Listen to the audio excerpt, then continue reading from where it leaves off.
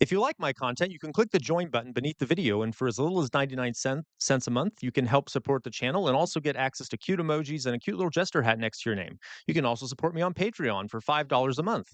Um, if subscribe if you like what you see, and let's go. So this is PragerU's one of PragerU's most recent videos. I think they only posted it a day or so ago. It's called George Bush from Texas to Ground Zero. I have not seen it yet. Um, and PragerU is being promoted by the Trump administration to be used in schools and to replace PBS. It's already being pushed in a lot of red states, so God help us all. Let's see what they have to say. Okay. No one alive on September 11, 2001 will ever forget the shock and horror of that day. The unthinkable happened. Radical Islamic terrorists hijacked American airplanes and crashed them into buildings in New York and Washington, D.C., murdering 3,000 innocent people. The attack shattered Americans' sense of security. Surely another assault was coming. I will say one thing here. There is an emphasis on the right wing of saying radical Islamic terrorists. And yeah, they were radical Islamic terrorists, but it is interesting how, like, when, for example, there is a radical Christian terrorist, that framing is never used, right? You never hear when there's like a mass shooting done by a radical Christian, or like the Ku Klux Klan, for example, is a radical Christian terrorist organization. You never hear it framed as radical Christian terrorism. And Timothy McVeigh, when he bombed Oklahoma City bombings, no one ever phrased it as radical Christian terrorism. It's really only used in the case of Muslims. Just something to note there. But when? Tomorrow? Next week? Next month? The question preoccupied the nation's commander-in-chief, the 43rd President of the United States, George W. Bush. If he had anything to say about it, the inevitable would never happen. George Walker Bush was born in New Haven, Connecticut on July 6, 1946. Although he came from a prominent New England and proud Republican family, his character was formed by his upbringing in Midland, Texas, where his father and future U.S. President George H.W. Bush built a successful oil business. A blue blood with a cowboy spirit, young George went to Yale and later Harvard Business School. Yeah, he did. Admittedly, he got an average grade, and as a teacher, I remember these things. He got an average grade of 77%, at least in his undergraduate, or was it his high school? One of the two, but he didn't do great at school at all. I think he actually got a C at Harvard or whatever it was. Didn't do that great at these institutions. But instead of hitting the books, he hit the booze. Not surprisingly, his grades suffered. After graduating, he went into the Texas oil industry. But unlike his father, he didn't find oil. He did, however, find love. In 1977, he married Laura Welch, also of Midland, Texas. 4 years later, they had 2 children. Okay, so I'm not a fan of George Bush here, but I will say it's kind of a cute story. Just they only knew each other for 3 months and then they got married. It's pretty clear they did love each other a lot. Regardless, it's just an interesting little side note there. Twin daughters, Barbara and Jenna. Bush loved his family, but when he turned 40, he realized he had a drinking problem and needed to make a big change. With the help of family friend, the renowned Reverend Billy Graham, Bush became, in his words, a believing Christian. He never took another drink. Okay, missing a lot here. So yeah, he had a drinking problem. That's a fault it was it's an addiction. Unfortunately, some people suffer through. He also got a DUI in Texas. He was pulled over for drunk driving.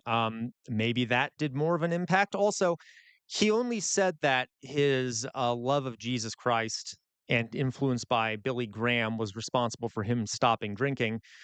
That was during the election, maybe in an attempt to get more evangelical votes. But prior to that, he had said it was because his wife had essentially set an ultimatum that he better stop drinking. So it was probably more likely that it was a combination of the DUI and his wife putting an ultimatum on this that made him stop drinking. I really don't think it had much to do with the Christianity he apparently found. He channeled his newfound energy into his father's 1988 run for the presidency. Bush's folksy, gregarious charm proved to be an asset on the campaign trail. If he didn't have the family knack for finding oil, he did have the family knack for politics. In 1992, his father lost his re-election to Democratic candidate Bill Clinton. Bush took Okay. it hard.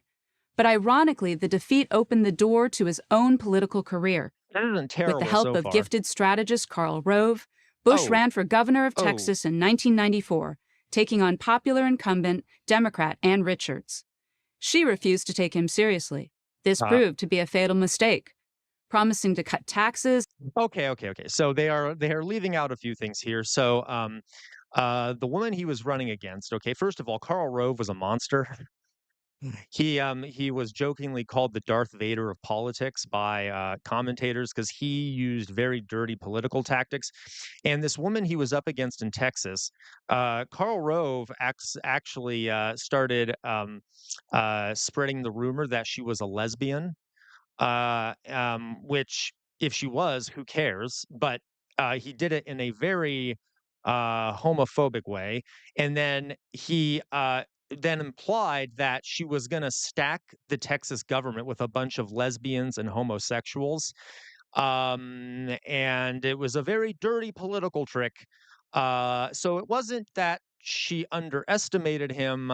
They used extremely dirty tricks, and it's Texas is a blue state anyway. I mean, is a blue state, is a red state anyway. So kind of gross to leave that out. Karl Rove is not a pleasant guy, and yeah, he was one of the big reasons Bush got elected in Texas and got elected to the presidency because he used dirty tricks. and reform the state's education system, Bush won by a surprising margin, 54% to 46%. He won again in 1998 by an even larger margin, making him the front runner for the 2000 Republican presidential nomination. Bush campaigned as a Okay, okay. So they left out a lot of stuff. So while he was governor, he lowered the age um, uh, of to 14 for the age that children could be tried in adult courts for crimes. So he goes, "Yeah, let's lower the age to 14. So if you commit a crime when you're 14, you can be tried and sentenced as an adult."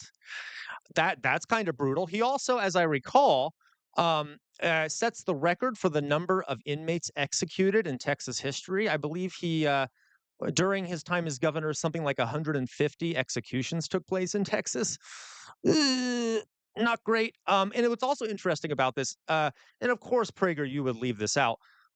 They left out even some of the things he did that I would consider good. For example, he made Texas the largest producer of wind energy in the country. Now, don't get me wrong, he wasn't like this green guy, this like environmentalist in any way. But he did that, which could be viewed as a positive thing. Of course, she didn't mention that. He also tried to increase teachers' wages and stuff. Not necessarily successfully, but of course, PragerU will not talk about the things he did that actually may have done some good for people. Overall, though, not a great guy. Okay, just wanted to throw that out there. passionate conservative, seeking to unite the party's moderate and conservative wings, and beyond that, to appeal to independence in a divided country.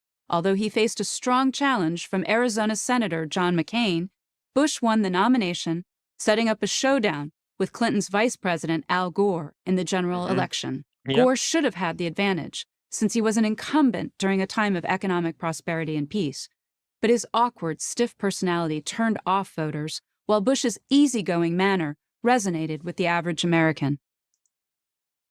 So, okay, again, maybe I shouldn't have paused it there, but also Bush got massive funding, campaign contributions, legalized bribes from the oil and gas industry, from construction companies, from all these other wealthy corporations who viewed it as in their best interest to support him, while Gore was more environmentally friendly.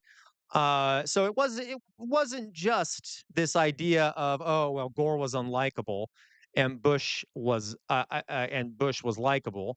There was a lot of funding involved, and also Gore actually won the election. We now know that Gore won the election, but okay, well, I'll see what they say here. The election ended up being one of the most controversial in U.S. Yep. history. Yes, it did. Bush assumed he had lost when the major television networks declared Florida for Gore.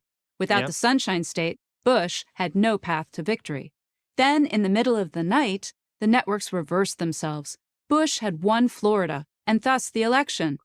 Gore even called Bush to concede, Uh, only to retract his concession hours later. yeah. 36 days of recounts and lawsuits ensued. Okay, so okay, we now know it's somewhat debated, but it's pretty well understood that Gore actually won that election through a series of pretty monstrous maneuvers. Republicans and stuff in Florida tried to discount certain ballots and things like that. But once there was a research study done later that showed that, yeah, Gore almost certainly got the most votes in Florida.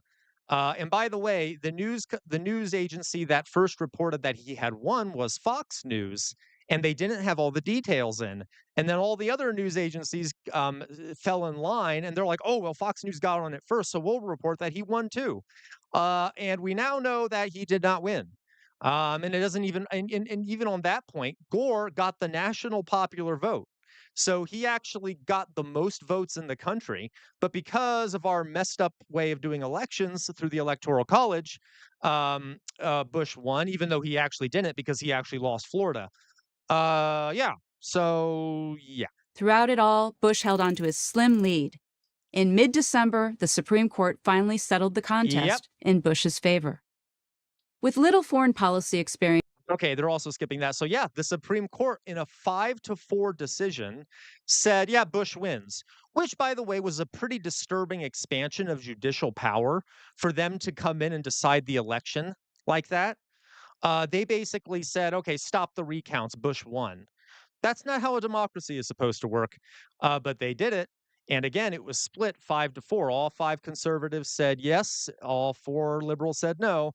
Not exactly a democratic way of doing things. And like I said, we now know that Gore won the election. But, whatever. Who cares? Not a real democracy anyway. Bush entered office with an agenda weighted toward domestic issues, cutting taxes, improving education, reforming Social Well, Security, and adding a prescription drug benefit details, for senior please. citizens. Details, On please. September 11th, Oh, yep, no 2001, details. Okay, of course, PragerU. So they claim that he cut taxes. Yeah, he did. He actually cut taxes across the board. But for anyone watching this video on YouTube, can we guess what group of people got the largest tax cuts? It is America, after all. Okay, the wealthy. The wealthy got massive tax cuts. This actually massively increased the national deficit and the debt. These tax cuts did. It also, I believe, I'm going to go back briefly here. I believe she said that he tried to improve the education system. That is debatable. He passed something called the No cutting Child Left. taxes, improving education, Yeah, reforming Social Security, and adding a prescription drug. yeah, he tried to he passed something called the No Child Left Behind Act, which had very varied results, and it has caused a lot of problems in the United States. This is complicated, but it did not.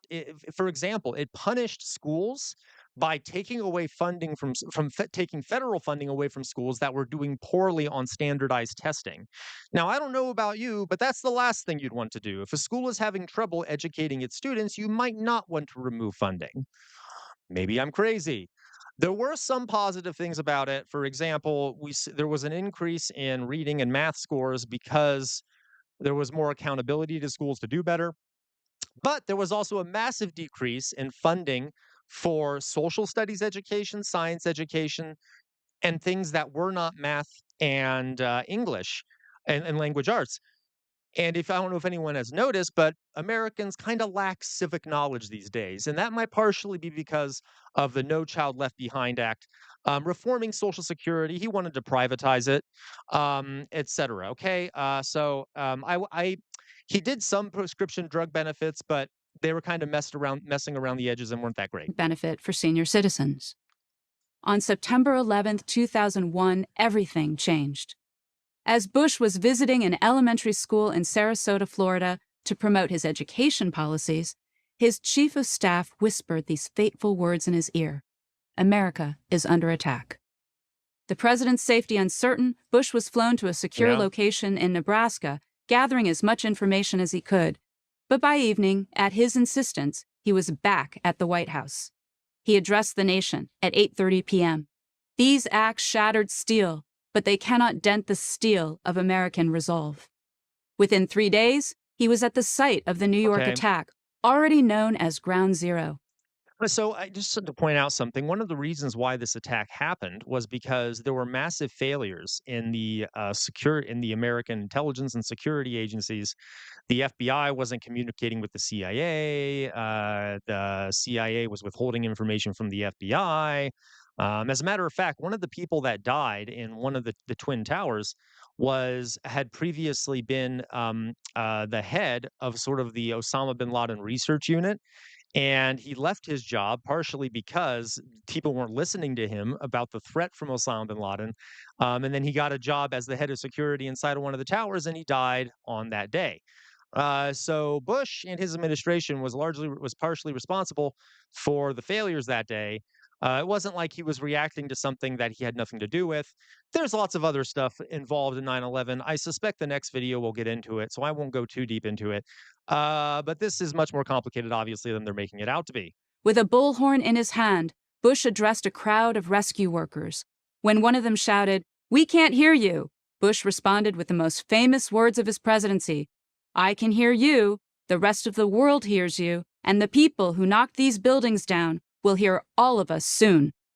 The crowd shouted back, "USA, USA." Okay, so you can see here the sort of attempt to these things did these are all true. Okay, but uh, there's sort of the sort of propagandistic nature of this.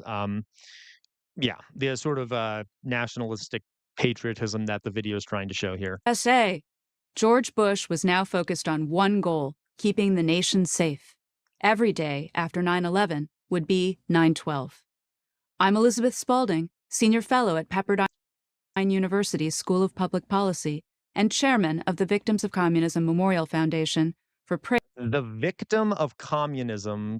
Victims of Communism Memorial Foundation.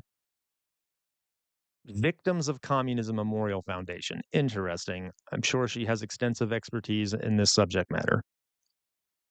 Prager University. Thank you for watching this video. All right. Okay. To keep Okay, chat. What do you got? What do you got over here, chat? I gotta see what you have.